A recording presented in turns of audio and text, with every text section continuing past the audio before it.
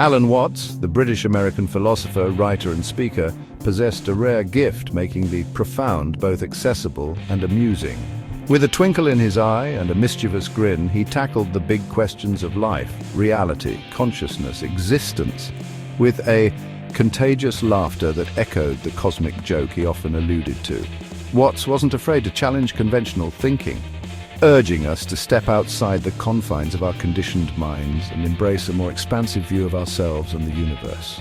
His lectures, filled with vivid imagery and captivating storytelling, brought Eastern philosophies like Zen Buddhism and Taoism to Western audiences with unprecedented clarity and humor. He had a knack for weaving ancient wisdom into the fabric of modern life, making it relevant and relatable to a world grappling with rapid change and existential angst.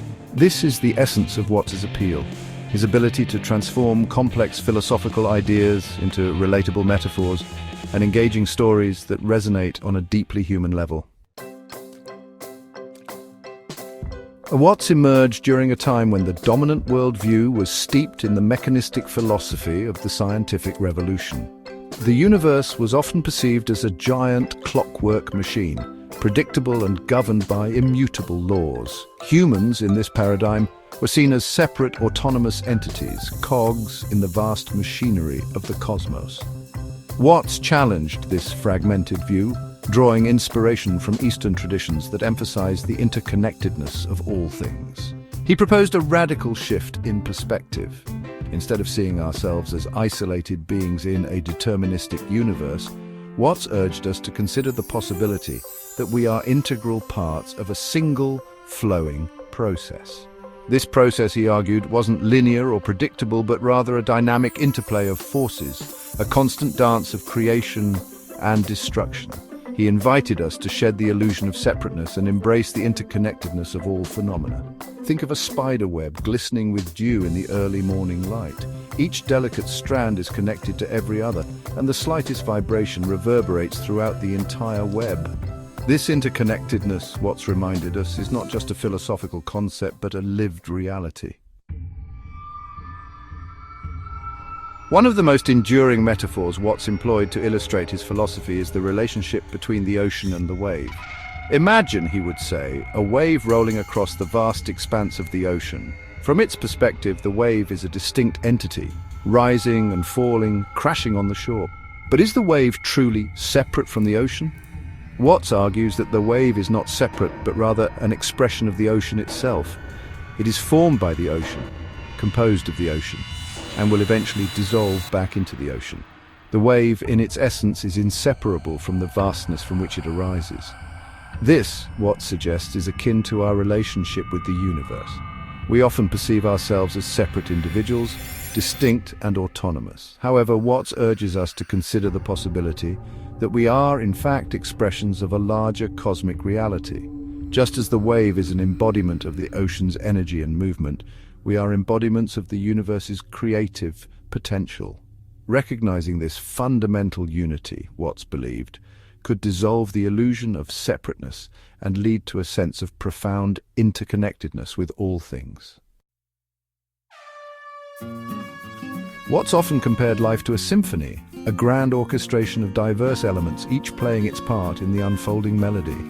There are moments of crescendo and diminuendo, moments of harmony and dissonance, but all are essential to the overall composition. Life, like a symphony, is not meant to be static or predictable, but rather a dynamic interplay of opposites, a constant dance between joy and sorrow, creation and destruction. He challenged the human tendency to cling to the comfortable and familiar, to resist the natural ebb and flow of existence.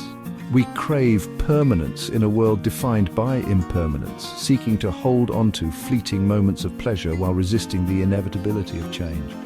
This resistance, Watts argued, is the root of much of our suffering. It is in learning to let go, to embrace the impermanence of all things, that we can truly begin to experience the fullness of life.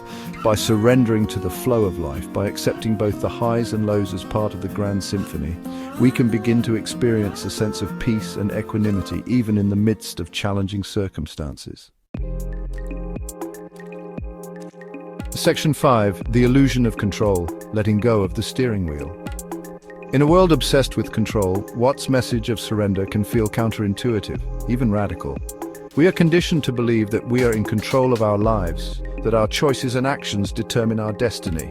However, Watts challenged this notion, suggesting that our sense of control is largely an illusion. He used the metaphor of a person whitewater rafting down a raging river.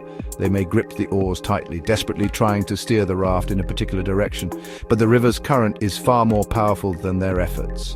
The true skill, Watts argued, lies in learning to ride the rapids, to trust the river's flow and adjust one's actions accordingly. Similarly, in life, we encounter unforeseen circumstances, unexpected twists and turns that can derail our carefully laid plans. Clinging to the illusion of control in these moments only leads to frustration and suffering.